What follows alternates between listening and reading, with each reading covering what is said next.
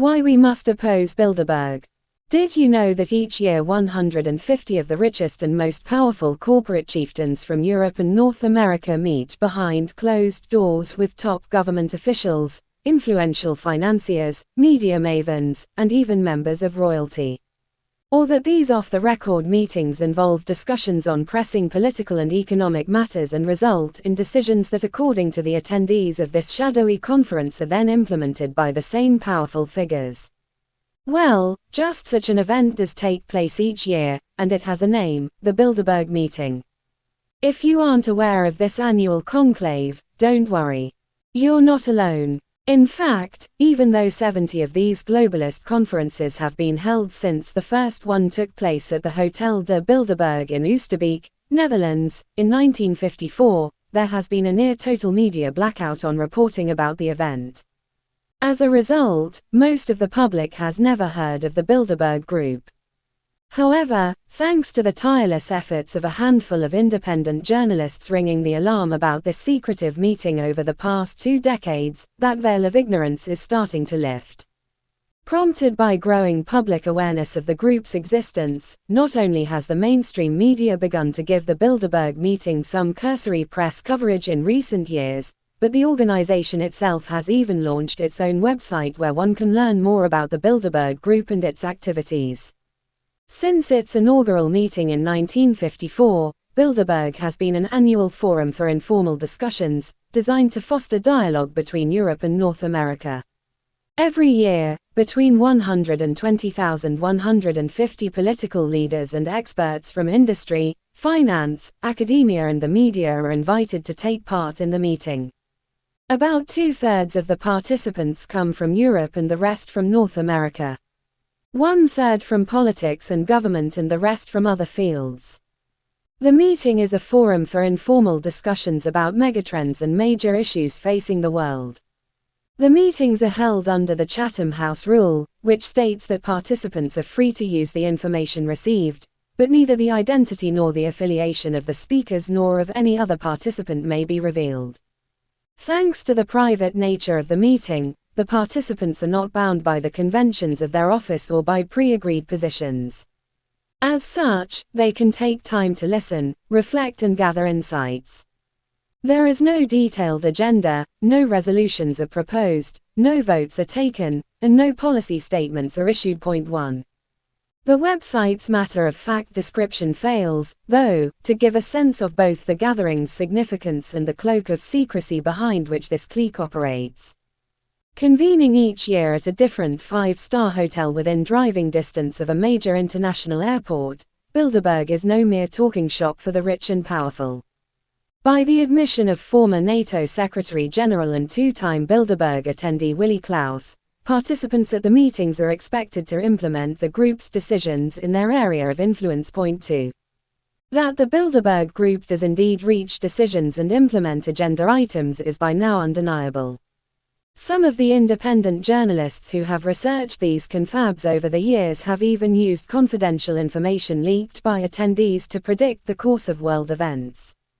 In June 2002, the late Jim Tucker, an intrepid reporter who observed Bilderberg's annual encampments for decades, reported that then U.S. Secretary of Defense Donald Rumsfeld had been summoned from the Pentagon to the nearby Bilderberg meeting in Chantilly, Virginia, to assure participants that there would be no immediate strike on Iraq, despite what was being widely conjectured at the time. Point 3. In 2005, Daniel Estulin, the best-selling author of The True Story of the Bilderberg Group, was able to tap his sources inside the organization to correctly predict the spike in oil prices that took place the following year. Point 4. But, having learned about the existence of this shadowy cabal, some are inclined to dismiss it as a nothing burger. A Bilderberger with cheese, if you will. After all, why should we care about a talking shop for corporate bigwigs and politicians? Don't they have these types of conferences and meetings all the time?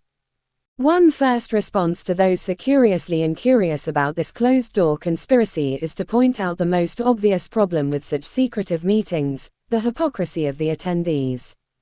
We can point, for example, to Barack Obama, who, when campaigning for president in 2008, promised to lead one of the most transparent administrations ever and slammed his predecessor for having one of the least. It's no coincidence that one of the most secretive administrations in our history has favored special interests and pursued policies that could not stand up to the sunlight. 5. Or we can steer them to Hillary Clinton, who, in delivering remarks at the Transparency International's annual Integrity Award dinner, said, "Before government officials spoke as openly and loudly about these issues, Transparency International was already bringing corruption out of the shadows, sunlight being the best disinfectant." 6. Or how about referring them to this declaration by then newly elected British Prime Minister David Cameron? "It is our ambition to be one of the most transparent governments in the world, open about what we do and, crucially, about what we spend." 7. Transparency, indeed. So dedicated to the cause of openness and accountability are the Obamas and Clintons and Camerons of the world that the very idea that such a surreptitious network of secretive string pullers even exists must be repugnant to them.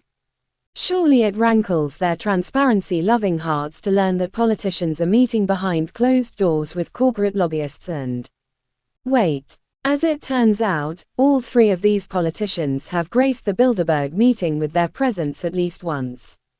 Cameron attended Bilderberg in 2013, when the annual soirée alighted on Watford, a town and borough in Hertfordshire, England. 8. Just to add insult to injury, Cameron's appearance at the closed-door, off-the-record meeting came just 1 week after Mr. Open about what we do renewed his pledge to achieve open government at an Open Government Partnership Summit. 9. Obama and Clinton's joint Bilderberg attendance in 2008, meanwhile, represents an even more galling display of hypocrisy. Not only did they mouth platitudes about openness and transparency while attending this secretive gathering, but they even went to extreme lengths of duplicity to hide their presence.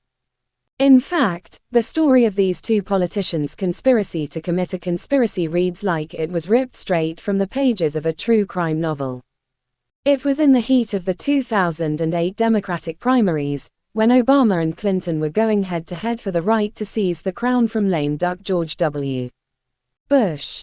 Man of his word that he is, Obama let his press corps believe he was on his campaign plane, then sent it off to Chicago with the hapless reporters aboard. 10. Clinton, meanwhile, ditched her own entourage for a secret late-night meeting with her erstwhile campaign competitor. Their rendezvous was originally reported to have taken place at the Washington, D.C., home of Senator Dianne Feinstein. 11. But that was before the New York Times clarified that the location of the Obama-Clinton face-to-face was never, in fact, clarified. The paper also duly noted that it couldn't confirm that Feinstein even has a property in the district. 12. If they didn't get together at Feinstein's Washington abode, which may or may not exist, then where did they meet? Could their powwow perchance have taken place at the Bilderberg conference, which was going on at that precise moment in that precise area? The Westfield's Marriott Washington Dulles Hotel in Chantilly, Virginia, is located, as its name suggests, a convenient 11 miles away from the Washington Dulles International Airport, where Obama kidnapped his press corps.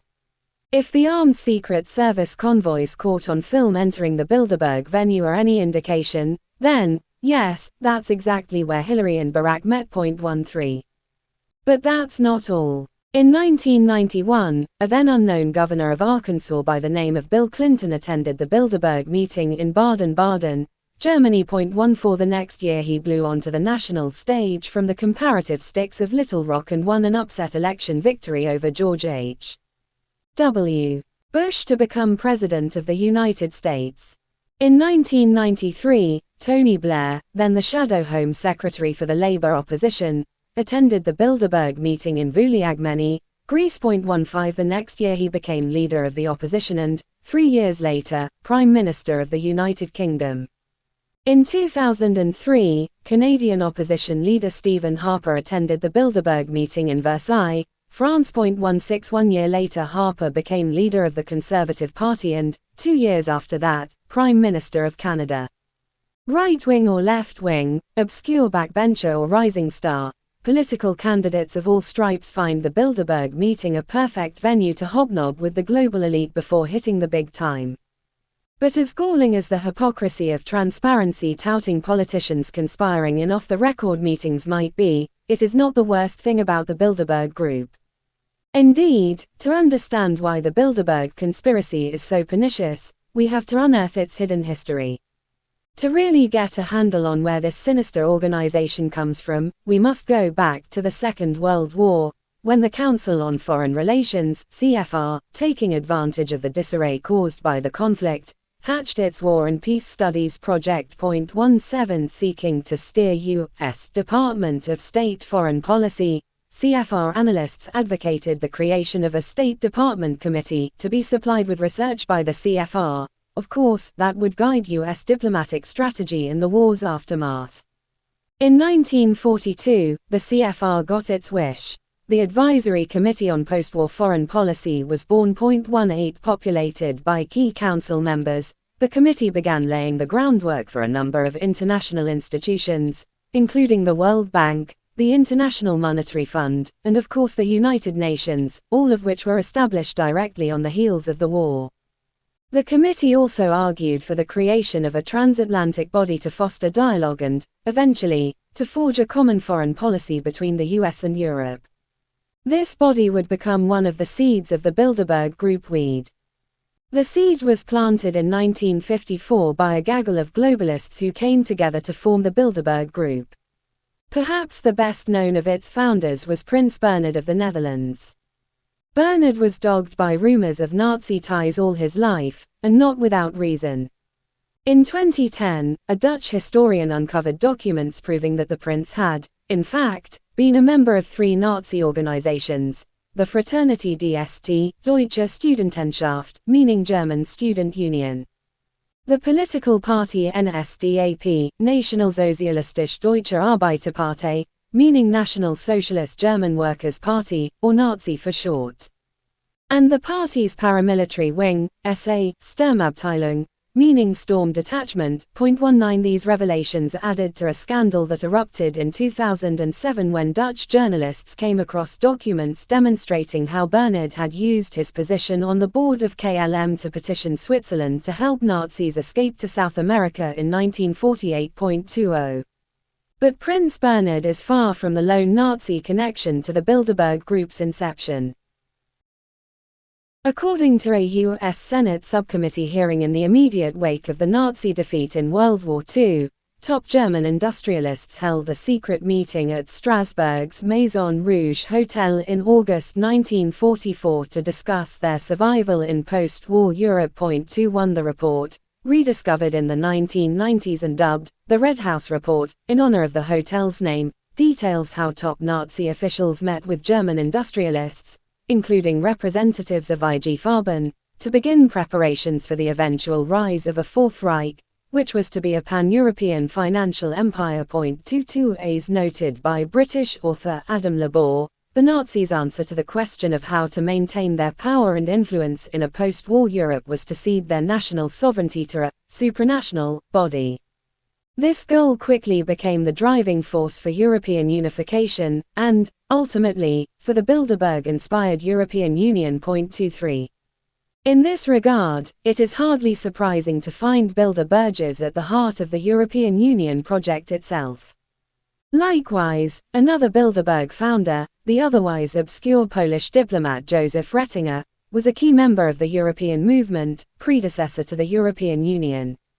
Rettinger also helped recruit influential members of the European integration movement, among them European League for Economic Cooperation co-founder Paul van Zeeland, to join the steering committee of the Bilderberg Group. 24.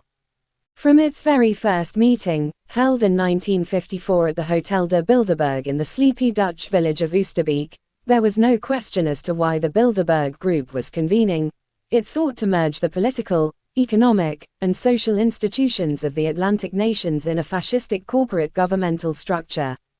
Such a delicate topic was broached cautiously, with American Representative Gardner Cowles politely complaining to the assembled elite that America and Europe had divergent foreign policy stances toward Asia. 25. It didn't take long, however, for the Bilderbergers to begin raising this point in a more forceful manner and as part of an even more ambitious agenda. The next year's get-together chillingly harkened back to the Red House report's call for a pan-European Fourth Reich. Attendees talked frankly about the need to bring the German people, together with other peoples of Europe, into a common market. 26. At that second conference, the Bilderbergers also discussed a plan to arrive in the shortest possible time at the highest degree of integration, beginning with a common European market. Just 2 years later, the signing of the Treaty of Rome, which established the European Economic Community, signaled the official start of the European Union.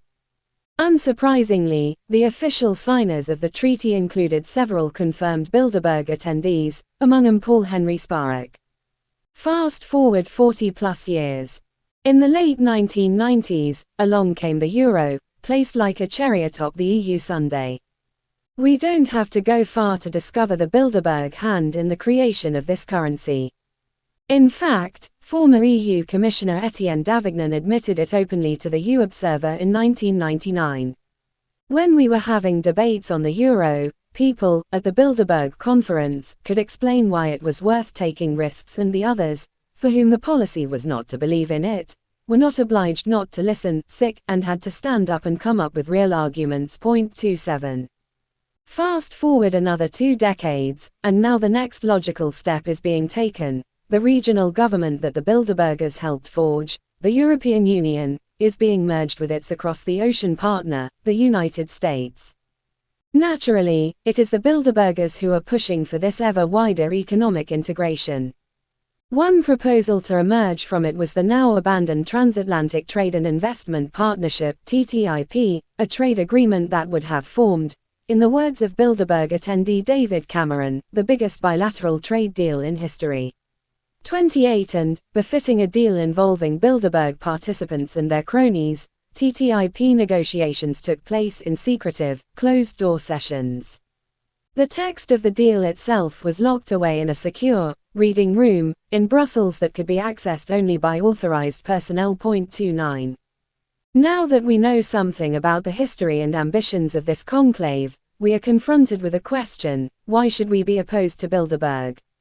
To that query we have 2 solid answers.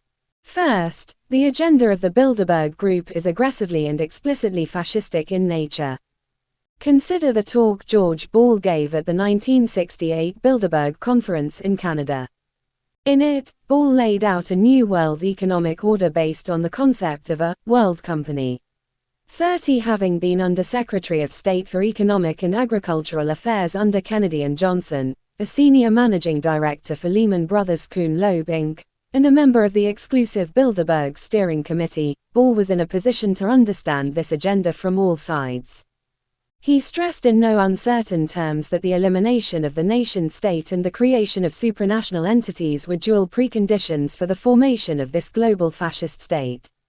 Where, he asked rhetorically, does one find a legitimate base for the power of corporate managements to make decisions that can profoundly affect the economic life of nations to whose governments they have only limited responsibility?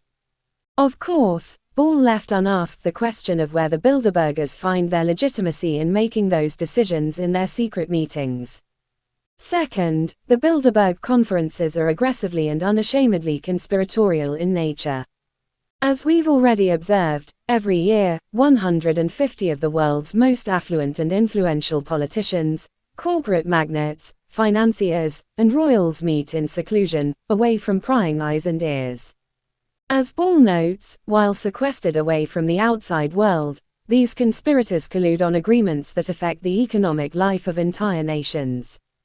This concealment has been essential to the Bilderberg Group ever since its inaugural meeting, when Prince Bernhard spoke passionately about the importance of maintaining secrecy if the group were to accomplish its goals. 31. And here is where we reach the real purpose of this treatise. We must not only ask why we must oppose Bilderberg, but more crucially, how we must oppose it. Thankfully, the answer to this question turns out to be remarkably simple. We can oppose Bilderberg most effectively by exploiting its Achilles heel. And what is Bilderberg's Achilles heel? We have already established that Bilderberg's existence is predicated on secrecy, so it follows that its downfall hinges on exposure. Its greatest strength, we might say, can be turned into its greatest weakness. We've already made great strides in uncovering Bilderberg's secrets, thanks in large part to the work of the pioneers who have been relentlessly investigating this once hidden club for decades. A few journalists, notably the late Jim Tucker and the late Westbrook Pegler, not only revealed the cabal's existence but cultivated trustworthy sources at its conferences, and these insiders have provided juicy details of the clandestine proceedings over the years. Now, the burden of exposing these conspirators falls to a new generation of activists. Leading the charge are top-notch sleuths like Charlie Skelton, Dan Dix, and Luke Rudkowski. Skelton, a comedic writer, covered the 2009 conference in Greece for a mainstream British publication, expecting to get fodder he could use to poke fun at delusional conspiracy theorists. Instead, he had the life-changing experience of being hounded by police merely for showing up in the vicinity of the meeting with the intention of reporting on it. As a result, Skelton now writes pieces fiercely opposing the Bilderberg Group and their hush-hush meetings. 32. Dix and Rudkowski, too, have had their share of run-ins with the Gathering's goon squad. These two gumshoes invaded the Bilderbergers' treasured secrecy by infiltrating the Austrian mountaintop hotel where the 2015 meeting took place. Before being ordered to leave, they actually glimpsed the hallowed room where attendees would soon be conferring. 33 Just a year earlier, at the Copenhagen Confab, the intrepid pair was arrested for daring to approach members of the Bilderberg steering committee in a public space.